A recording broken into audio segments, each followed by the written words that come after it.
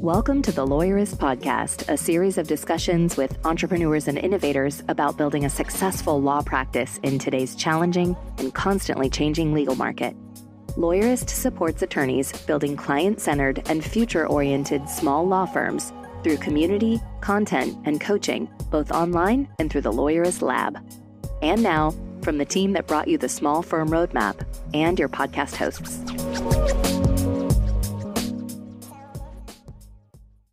Hi, I'm Stephanie Everett.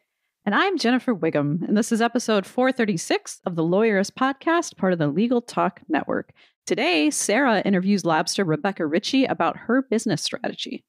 Today's podcast is brought to you by Gavel, Posh Virtual Receptionist, and Clio. We wouldn't be able to do this show without their support, so stay tuned because you're going to hear more about them in a few minutes. So doing podcast intros is kind of like time travel because we record them ahead of time, but things will have happened by the time we record them. So as you, the listeners, listen to this, Stephanie will have been just finishing up her Lab Legacy Retreat, which is possibly a tier of lab that not many people know about. Yeah, we started it last year. I don't know that we've talked about it a ton. It's sort of this next level. If you've been in lab for a while, or it could be you're ready to just join straight into that group. It's for people who have a pretty good handle on what's going on with their business, but they're at that next level of issues. They're thinking about their legacy. They're thinking about what comes next in their life. They're kind of going a little bit deeper and different in the issues. And so we take them away twice a year. That sounded silly. I was going to say, it sounds like you're kidnapping them. Okay. Yes. Keep going. I do. I kidnap them and take them to an amazing resort. I would like to be kidnapped. Thanks. Yes. But it is super great. This time we went out to the desert in Utah, southern Utah, and we went to this amazing retreat facility, which gives us time to go hiking and do yoga, and we do some guided meditations, but also we workshop our business issues. It's just a different way to get away. What all the participants agreed is that you need space, right? Like as a business owner, sometimes you don't realize it. You're so in the day-to-day. And it's not until you give yourself space to get away from your friends and your family and your team and have a couple of days of uninterrupted time that you really get those big ideas to think about, wait, what am I doing with my life and where do I want this business to go? And so we have to create that space. And doing some of the physical activities I mentioned is kind of a part of that. Like it'll be on the hike that somebody might have a realization about something because it's like you let your mind's still working, but you're just like gently walking and looking at beautiful things and being around other business owners who are in similar situations. And it's really cool. It's a great experience. And I just love that I get to be a part of it. Yeah. And how does this compare to the rest of lab that we offer? Obviously, I know the answer, but I'm going to act like I don't. I think it's just different in terms of what this group of people are thinking about for their business. And so maybe if you think about like our other event, which is LabCon, we're a little bit more in the weeds of thinking about how do I set up a marketing funnel? How do I create, a document automation or create my intake experience? So it's still very hands-on, but really like in your business. And maybe this is a little bit more thinking bigger picture about your business. Certainly there are times when we get a little bit in the weeds on people's business issues, but they're kind of in a different place where they're thinking a little bit bigger about what's my business vision? What do I want out of my life? And are these two things getting me there? And what am I going to do next with my business? So a lot of people kind of come away from this event having different ideas, maybe shifting where they thought they were going to go. Where at LabCon, you're really kind of figuring out execution pieces. Does that distinction resonate? Yeah, no, that makes total sense. And to be clear, people in Lab Legacy have everything that people in the other tiers of lab have. So they'll also go to LabCon, but they do have some extra coaching. They have these extra events that they go to a couple times a year to get away and have really meaningful conversations. Yeah. And so today's show, Sarah's actually interviewing one of our Lab Legacy members, Rebecca. So she was on this retreat with me. So you'll kind of hear what she's doing with her business, and maybe that'll also give you a sense of what kind of work we do in Legacy. And I guess I would just follow it up by saying, if you're hearing this and you think, wow, where's this group been my whole life? I would love to talk to you. So the easiest thing to do would probably be just email me, Stephanie@lawyerist.com. Pretty easy. And let's have a conversation. And I can tell you more about what this group is and where these folks are with their business. And I guess the good news is no matter where you are in your business journey, we sort of have a place in a community for you and help for you, because sometimes you don't realize it, but you can always benefit from that outside help. Now, here's Sarah's conversation with Rebecca. I'm Rebecca Ritchey. My firm is Cebus Law Group. I've been in practice since 2009 in San Diego, California. We practice flat fee family law litigation.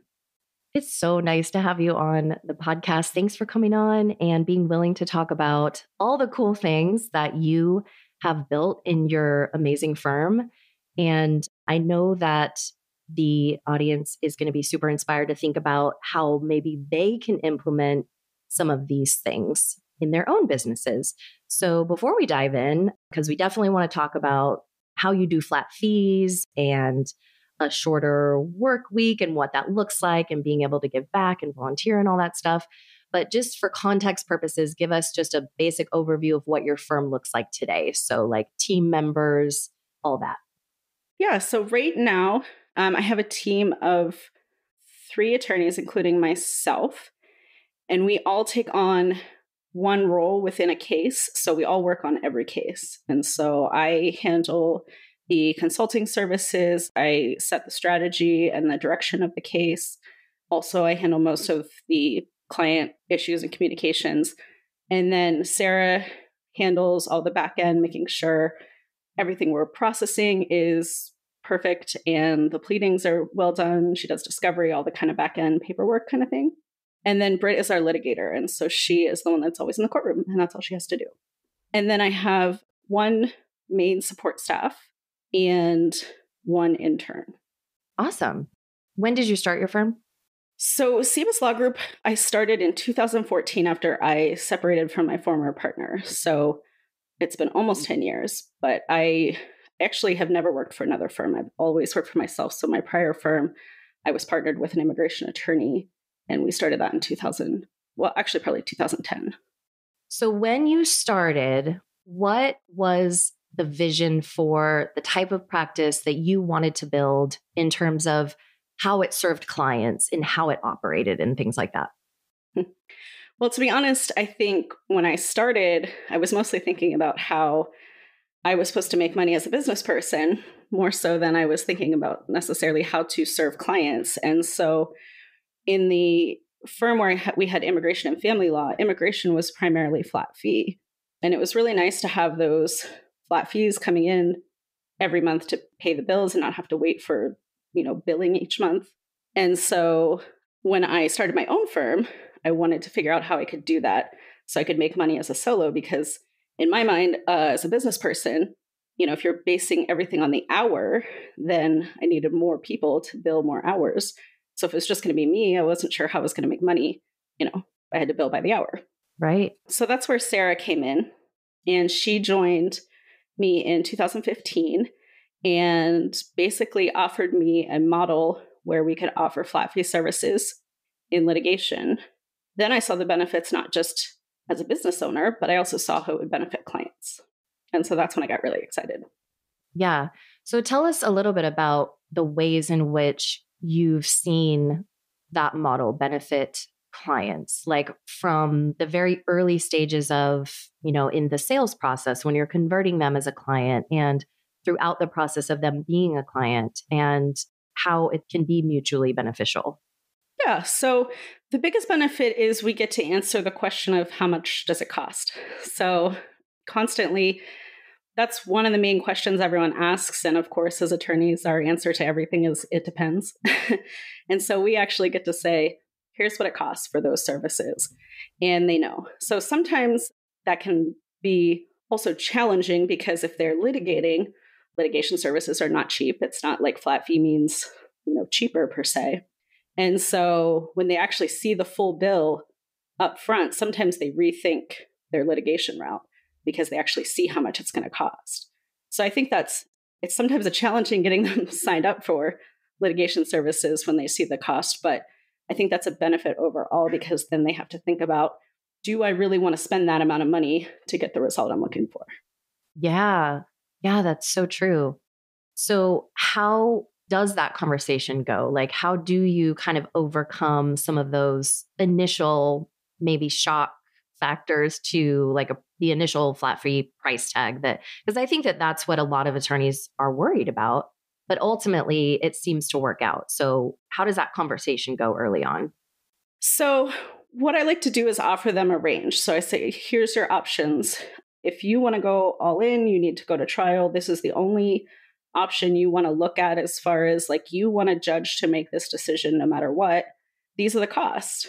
But there's also what I call like, it's not really sliding scale because it's not based on their ability to pay, but it kind of is. If you don't have 10, 20, 30 grand to go to trial, well, here's how we can help you still navigate the process with an attorney on board and get a similar result. So we offer consulting services where they can pay for individual sessions with me, prep them to go to court on their own, prepare paperwork and pleadings. And so the nice thing is like for much less cost, they can still get the benefit of having an attorney in their corner.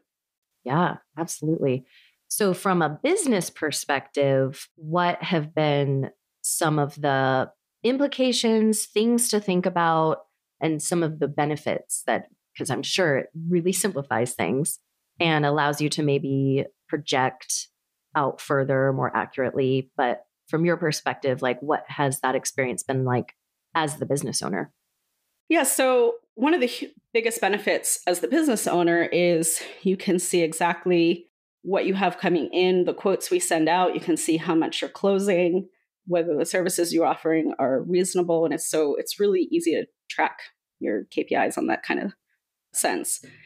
And then I think, some of the things to think about is some of the challenges. Like we started this in 2015, it's 2023, and we're still tweaking. Mm-hmm. But, what I tell people and kind of what we did is just start with a service that you do all the time. And so you feel really comfortable offering it. You feel really comfortable giving a range of time and resources it's going to take. And then just throw that service out there and start with that one service. And then as you get comfortable tweaking that one either up or down as you use it, then you can start adding other services. And that's kind of what we've done. So for example, in California family law, we have a motion called a request for order. It's literally just a motion where you can request temporary orders from the court during the pendency of a divorce. So it could be anything. You could be requesting custody, support, holds on property, those kind of things. And so some of those take 3 to 5 hours. Some of them can take up to 30 or 40 hours of work. So depending on what's being requested, we notice that, we can't just have one request for order price because there's not a tight enough range to make it fair both to the clients and to us. So then we started breaking out to the types of requests you're making in the order. That then sets the price. Awesome. So you've developed kind of this menu of services that you can provide. One question that I get a lot from the labsters that we coach in our lab coaching program in thinking about how to implement a flat fee model is, do you list the price on the website? At what point does the price come into the conversation? Mm-hmm. What do you guys do? So right now, the price comes to the client either at or directly following our strategy session. So the first meeting with the firm is called a legal advice and strategy session. And that's an hour meeting where the client comes in, they get to ask all their legal questions, figure out what they want to do, and then I can figure out what services they need. And so then I create a quote at that meeting and it gets sent to them. Sometimes I do it as a follow-up, depending on what all gets done in the meeting. But in general, yeah, so they'll see the prices at that meeting or directly after.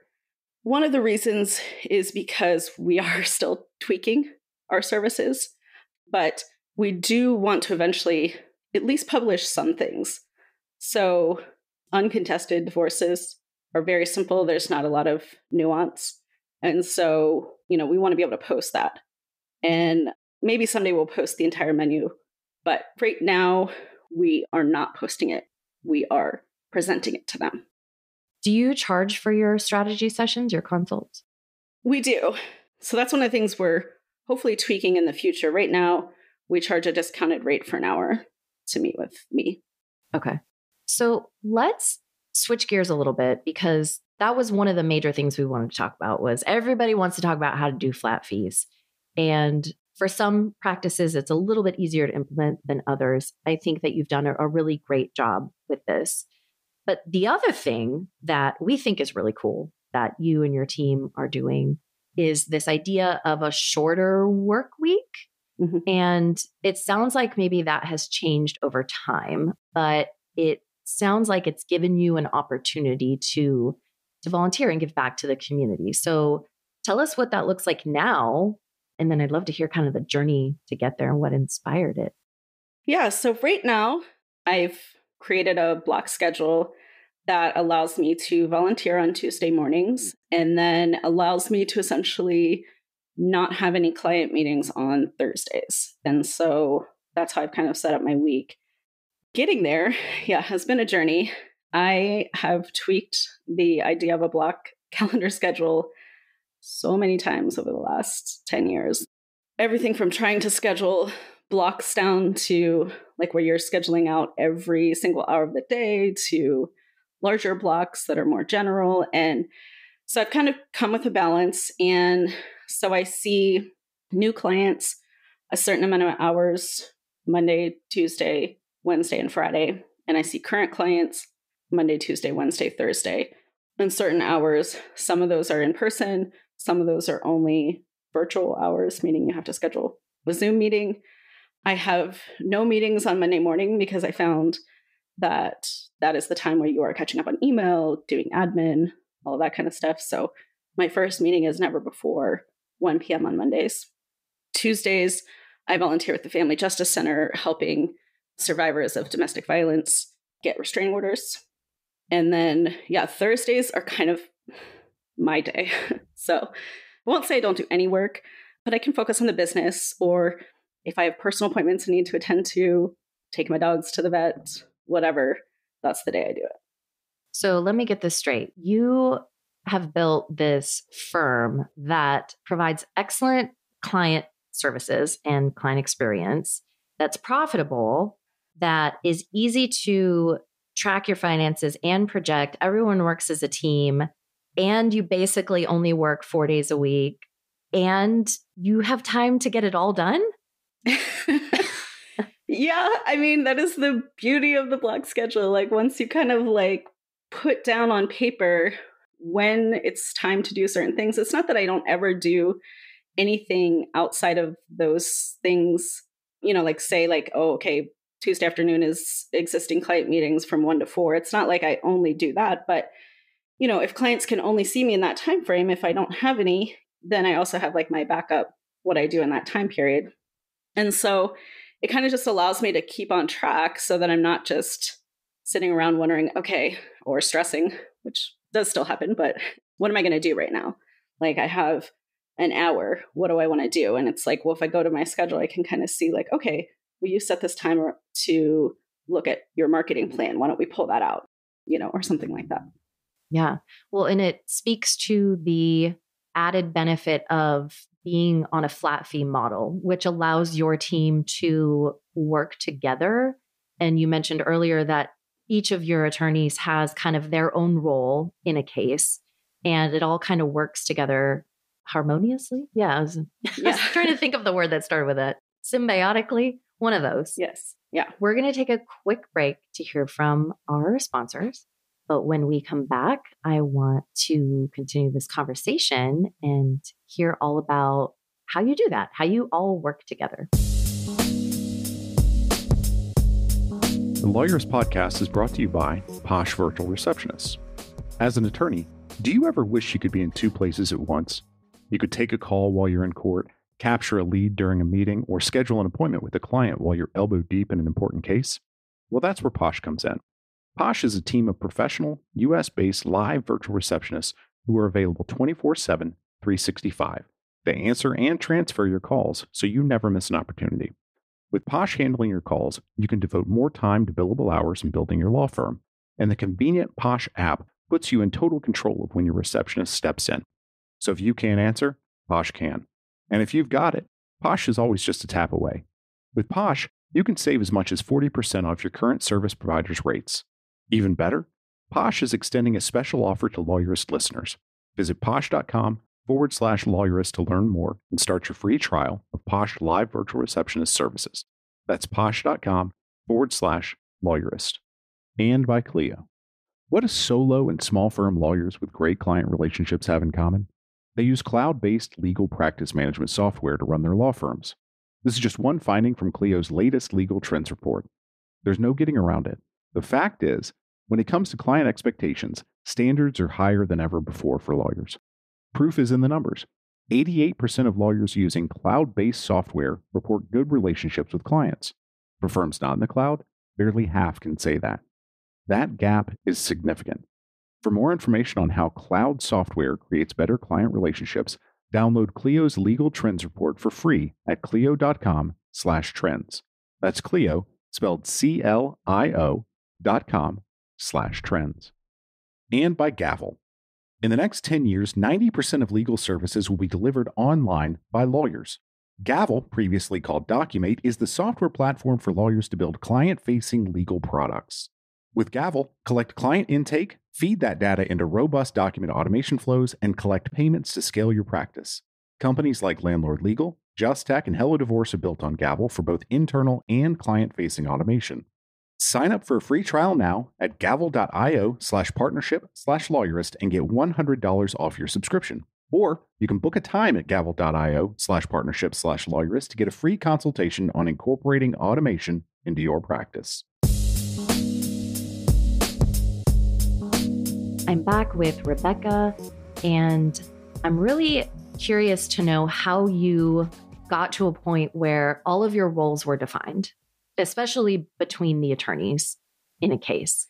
How did you figure out what your role was going to be? So honestly, the roles were defined by the characteristics of the attorney that we had starting. So my characteristics and Sarah's characteristics, and then we brought Britt in to fill the gap. So one of the first things that Sarah and I did when we were setting up this model is we created what we called the client journey. And so we said, from how clients find out about us to offering the services to implementing the services to kind of closing out the case and moving on to the next phase, what did we want that to look like? And so when clients first come into a firm, they're nervous, they're anxious, they don't know what to do, they have all these questions. And so that's where we came up with the strategy session as kind of the first step in the journey of, okay, let me get my questions answered. Let me figure out what this divorce process even looks like. What do I have to do? And all while feeling really comfortable and taken care of. And then once they sign up for whatever the strategy is that we recommended and it's getting implemented, there's a lot of back-end stuff that doesn't require client handholding as much from the attorney. And so that's where we came up with the client relations manager, and that's my support staff, Melissa. And so she's kind of the main point of contact for that. And Sarah can take all that information and make sure everything's filled out correctly, no misspellings, make sure all the numbers line up and all that kind of stuff. And then, when you get before a judge, you want to feel like someone is fighting for you, right? You always hear that, fighting, advocating. You want someone who is really putting forth your position without thinking about all the other things that went into the case. And so that's kind of how we decided that we needed at least 3 attorneys per case, because those are all 3 unique skill sets that most likely one attorney doesn't have. Of course, a lot of solos know that they've probably worn all those hats at some point in time, but there's always one area where they're less skilled at than others. So when we found Britt, she loved being in the courtroom, but was falling woefully behind on paperwork, doing simple things like getting out spreadsheets of scheduled assets and debts and things like that. I mean, she would go months and months putting those things off when they're supposed to be done within 60 days, And then, of course, Sarah, she has an engineering background. So I always like to joke, like, you never put the engineer in front of the clients. So, she doesn't really love interacting with clients or a courtroom for that matter. And so, she was really good for that role. And then my skill set has always been talking with clients, helping them feel comfortable, listened to, cared for, and all that kind of stuff. So that's kind of why I chose. And it's actually what I like to do. So that's kind of why I put myself in that role. Yeah, beautiful. And then the clients get taken care of and the work gets done on time, I'm assuming. Yes. And everyone on the team is doing something that utilizes their best skill set and what they like to do. So it's really a win-win-win. And again, how that all ties into the flat fee model is you're not in an eat what you kill model. Everyone is on the same team and working together. So it's beautiful. So you've been around our lab program for a while now. And now you're even in Lab Legacy, which for those that don't know is it's our special group of lab members who have sort of gone through the lab program and have done amazing things in their firm. It's sort of like our mastermind. We do some awesome things in Lab Legacy, like these retreats and things like that. So what has your experience been like being in a program like that where you have someone kind of guiding and leading you? And what have been some of the big lessons that you've learned along the way? So I would say one of the biggest kind of benefits, both being in lab and legacy, is having community. San Diego, while it's a fairly large city, is an actually really small legal community. And it's, especially in the family law arena, is not as advanced as I would like it to be. So we haven't found a lot of collegiality in the flat fee model and the trying to change the practice of law avenue that I found in Lawyerist. So being a part of lab allows me to exchange ideas and get feedback from people that are of the same mindset. And so I think that's been kind of one of the best things that I discovered being a part of it. And then probably the biggest part of both being in legacy and in lab is the accountability and keeping yourself on track. So, we've had many conversations of not just what are we doing today or how can we tweak today's system or solve today's issues, but what are we building for the future? And so I think that's been, especially in legacy, I think it kind of says it in the name, like, what are we trying to create here? We're not just trying to build a firm for ourselves, like we're trying to create something for the future. And so I think like with us, our future is not just implementing this system, but allowing or creating a way for other attorneys to do the same and showing them this is possible. And we don't have to continue to operate the way we've always operated for hundreds of years. Yeah, for sure. It opens up so many opportunities for you and for the other attorneys and for your families. The options are endless of what you can do when you're building something of value. But, look at the ways in which you're serving the community and expanding access to justice. That's got to feel so fulfilling. I bet you feel really proud. What are some of the things that you're most proud of that you've built in your firm? I think the culture in our firm is one of the biggest things I'm proud of. Like, we work together. Everybody is very friendly, even though, we're not like it's not like we're all best friends, but, we're all working towards the same goal. So even when there's, discussions or disputes, as attorneys like to have, it's still all with the final goal in mind that this is what we're trying to create. So I really enjoy that. And, and all of my staff actually participates in volunteering. Like, Sarah's on boards, Britt loves doing bar association events and mentoring. So that's something that we all really value. And I'm glad to be able to create an environment that allows attorneys to do that. Yeah, that is something to be proud of. So what's next for you? What are you working on now? Or what's, the next iteration of this long process? Yeah. So we just did another round of tweaks to our services. One of the things with California, when you're doing flat fees, is you have to specify when certain parts of the fee are earned. So we just kind of tweaked that a little bit. So yeah, our goal from this point forward is basically to take that and start scaling up, start making it more transparent, and start focusing more on creating access to advice and information for clients without having to pay a lot of money. So having kind of that library of things that clients can use and go to when they have a question, as opposed to always having to, schedule a meeting with me. Maybe they can go through our frequent asked questions first or something like that. So that's kind of our next phase so that we can serve more clients. My main goal right now is to see what is our capacity at the stage we're at. Like with these 3 attorneys and this support staff, we were looking to hire one other person, but with who we have, like how many clients can we serve reasonably, not just making money, but also, still providing good services. Then we're going to hopefully open it up on a larger scale. So our big goal is to be where the people are. And that's always been putting, we call it like kind of like the law firm in the mall scenario, like where people like hang out, and it's just be like another place where you can stop in at any time and immediately get services. You never know when you're going to want to divorce your spouse. Yeah. We have a question to ask. Yeah.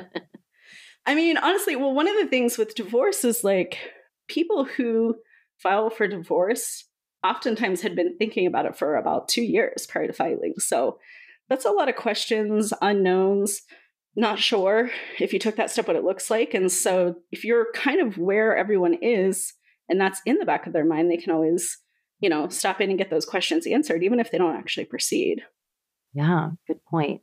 And I want to encourage you to go back to that client journey that you created, because that is going to be an awesome way to look at opportunities to make the experience easier for them to get their questions answered and also take so much off of your plate. I'm really excited to see how this next project for you really opens up your capacity and makes it even better.